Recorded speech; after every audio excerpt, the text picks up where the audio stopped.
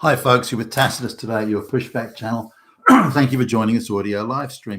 In this essay, I'd like to talk about a little experiment we did, as I've mentioned many times before. I have a share in a business, and so we were having a look at we were sort of reviewing, if you like, the sort of customers and clients that we wanted, where we were expanding our business presence or expanding relationship, and where it wasn't expanding, and generally a lot of things were on the table that we were talking through. And we noticed that the businesses that were the most heavily involved in globalist propaganda, such as pushing mass migration, race, gender hustling, all that sort of stuff, transgender hustling and the like. They were the ones where our business was either plateauing or going backwards. Not because we were, we keep our attitudes to ourselves, not because we were in any conflict with them or there was any discord or anything like that. It's just that it seems like a natural sort of organic process that the more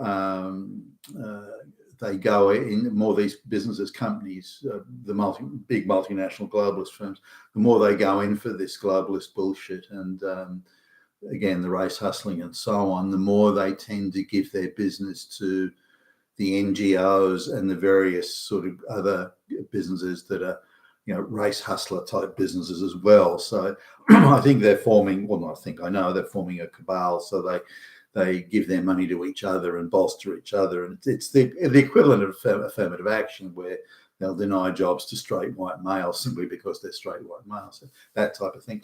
So so anyway, we excuse me, we put up a list of these what we thought were the most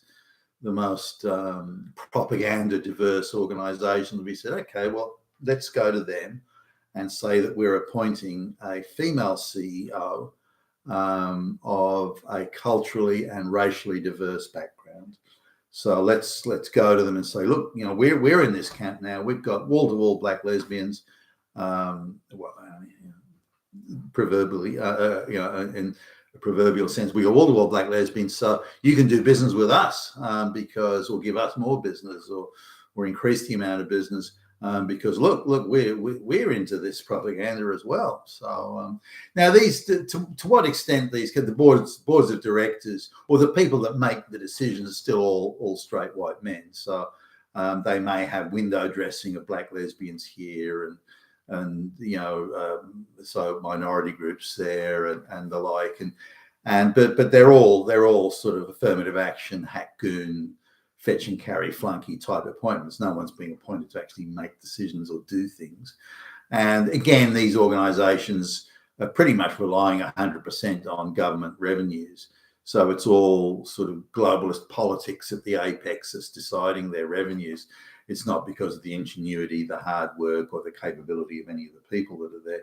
And as they have a closer and closer relationship with government through this globalist World Economic Forum cabal type apportionment, we'll give you the monopoly to do this, we'll give you the oligopoly here, we'll give you cartel pricing power there, since all that's being allocated centrally by, if you like, the World Economic Forum type administration. None of these businesses need to be any good. They can be as useless as fuck. But they will still get vast revenues because of that globalist cabal type situation that's in place. Nonetheless, so we went out to these companies and we went to the diverse people, the diversity directors of diversity, equity, inclusion, that increasingly are getting a bigger say in the business gets done and how it's done and so on. And I'll come back to that in a minute. So we went out and we okay, here we go. We've got and we'd organised someone to put in place here, so it was genuine. So we've got the female CEO from the culturally and racially diverse background. So hey, we tick the boxes. It didn't make a whit of difference, not even a smidgen of difference. Not even one of these people came back and wow, that's interesting. Oh, gee, that's good. I'm glad you guys have stopped being Nazi. There was nothing. Just that was it. Now, not that we've ever accused of being Nazi, by the way, but the interesting thing is that it made no difference. Not that it not only make a difference, they didn't even want to talk about it. They just didn't care, like zero interest We don't give a shit. It was even worse than that. They didn't even call us to say, hey, guess what? We don't give a shit. It didn't even register. It didn't even appear as a blip on the radar. It wasn't even something worth talking about. They didn't even call up and say, hey, Billy Bob, congratulations. Nothing. Just had no effect whatsoever, which goes to show you, I think, really how much these people actually care beyond the propaganda value of it. Then they don't care. Now, just looking at stunning and brave and strong women, like, the idiot propaganda lines they were giving that Snow White girl to mention to the press. It wasn't her. She's too stupid to come up with anything herself. So the marketing department or the publicity department gave her those lines and gave her those talking points to push, even though Gal Gadot was standing there looking rather embarrassed as the propaganda was coming out. But anyway, and you need a scrawny little 5 foot tall 22-year-old brown chick to tell you about stunning and brave women. I mean, that really fits. So looking at the overall thing of this strong, stunning and brave women. Recently I was at a meeting a few months ago, I guess, at a meeting where there was a woman there. I don't know. This was an engineering firm, and she's got one of those affirmative action engineering degrees. Now, I've interviewed women who've got many women who've had these affirmative action engineering degrees, and what they know about engineering, geez, you could write on the back of a tiny piece of paper. It doesn't know anything, and they're clearly affirmative action, and they're rather unashamed about it. So, okay, I don't know anything about engineering, but who cares? I can go onto the internet and find out anything I need about it. So, who gives a shit whether I know anything or not? Which is a stunning attitude to take. The straight white males, by contrast, had really learned their stuff. So you could give them an engineering problem, and they would straight away they knew what they were doing. Why was there such a difference? Why do the straight white male people who've got an engineering degree, why do they know their stuff? And yet the black and brown and the women and the minorities who've got and they don't know and don't care that they don't know and don't see why they should know. They're there to provide social equity and inject social equity into things. They're not there to know anything about engineering. So anyway, it was a meeting where there was one of these affirmative action appointments there, and she'd been given she got the affirmative action degree and then got the affirmative action job and so on. And this is an organisation that plays a major role in facilitating a component of the mass migration. So now she's clearly ideological. You're at a meeting where you can say to these people, they respond to key words.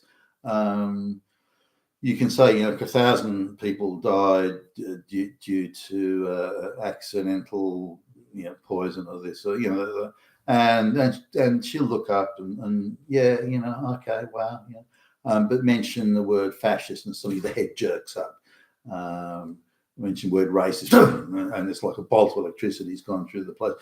These people can only respond to those sort of key globalist talking point, propaganda talking point things. They're suddenly hugely interested if the word racist is mentioned, but you talk about Armageddon and they just shrug their shoulders and they don't care. It seems strange how perverted their thinking is. Anyway, she's at the meeting. She says a few things. She comes across as pretty dumb. It's clearly an affirmative action degree. She's got nothing really to contribute.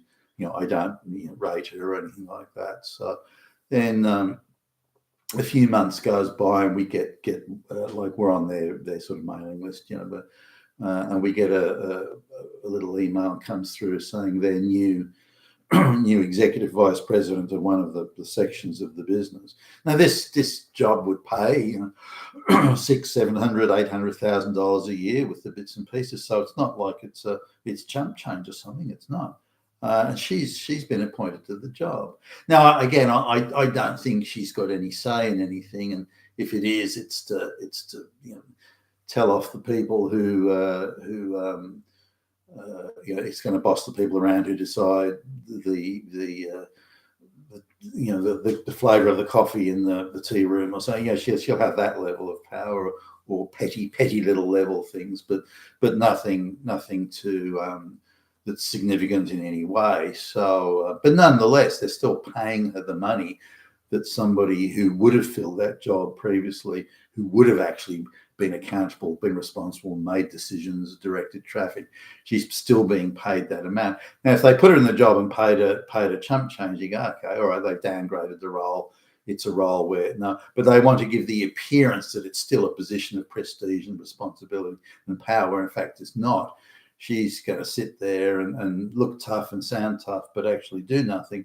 But they've handed. So this is this is what they're doing now with so many affirmative action appointments, that all the power has been taken away from the role, and they're just well paid, diverse affirmative action flunkies that are in there. The same can be said for diversity, equity, inclusion. Now, increasingly, we sign contracts of work where we do reasonably sort of high IP, high intellectual property work.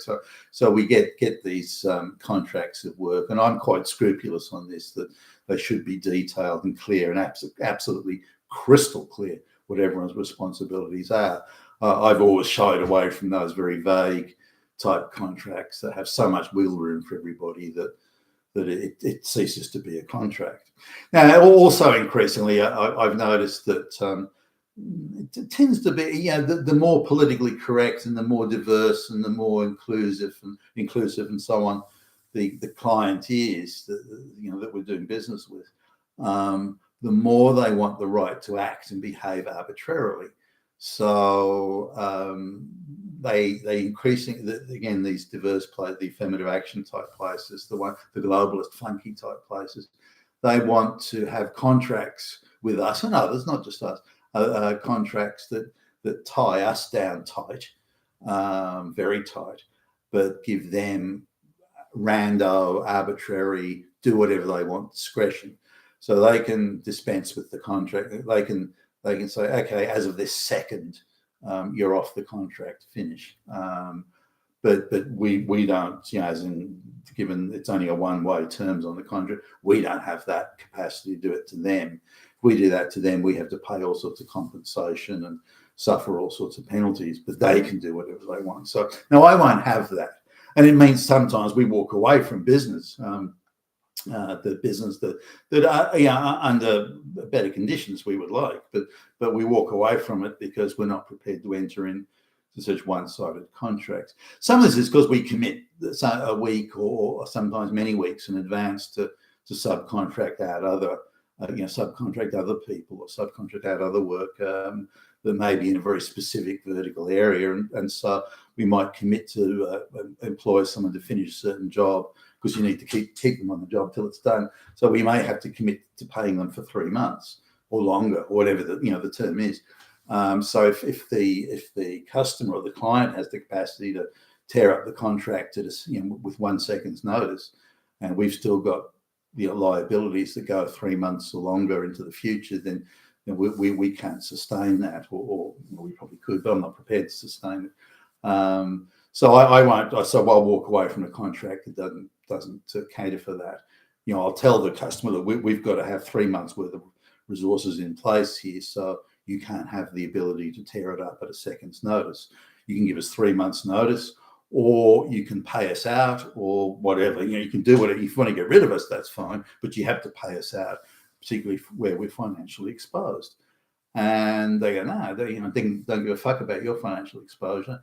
You do what we want, and if you don't, then you can fuck off. But there's also a second aspect of it, and they're rather surprised when I said, well, no, I'm not prepared to put up with this.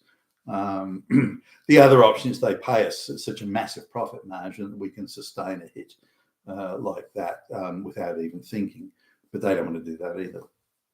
Some of them are, by the way, quite outraged why do you expect an equal contract where we're bound in the same way that you are? That's an outrage.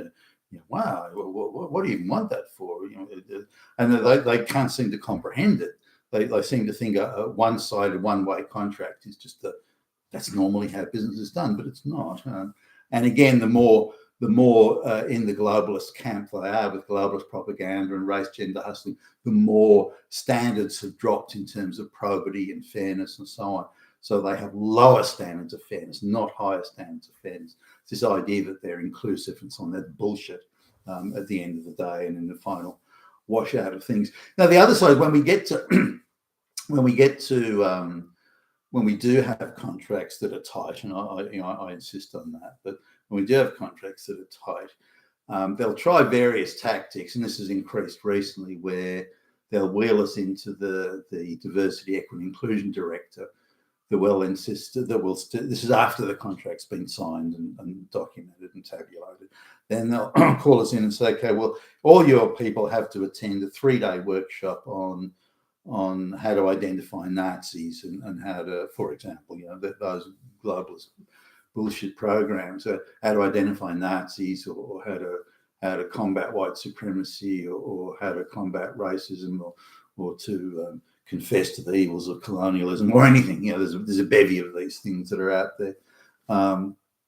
And you have to attend a 3-day workshop on that. And it's our policy that you can't come on site to do any work until all your people and subcontractors and subcontractors have attended these workshops.